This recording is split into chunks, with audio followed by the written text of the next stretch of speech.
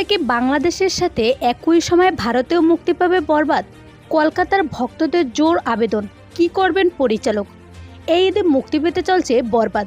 এর মধ্যে টিজার মুক্তির পর তার দর্শকদের আগ্রহের শীর্ষে চলে গিয়েছে। অন্যদিকে ভারতের যিশু সেনগুপ্ত, ইদিকা পাল ও নুসরাত জাহান বরবাদে অভিনয় করার কারণে কলকাতায় দর্শকরা চাচ্ছে একই সাথে যেন সেখানেও মুক্তি দেওয়া হয়।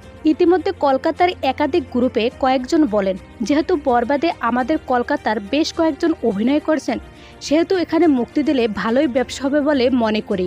অন্য আরেকজন বলেন, কলকাতায় শাকিব খানের জনপ্রিয়তা অনেক, তারপরে আবার এতটা ভায়োলেন্সযুক্ত সিনেমা মুক্তি দিলে নিশ্চিত হিট হবে। তবে মুক্তির বিষয়ে বরবাদের টিম থেকে জানা যায়, একই সাথে মুক্তির অনুমতি মেলেনি, তবে চেষ্টা করা যাচ্ছে অনুমতি নেওয়ার। যদি অনুমতি না পায় তাহলে ঈদের এক সপ্তাহ পর হলেও ভারতে মুক্তি দিবে এই সিনেমা। শোবিজ দুই দেশে একই সাথে মুক্তি দিলে কেমন হবে মনে হয় আপনার? জানিয়ে দিন কমেন্ট করে।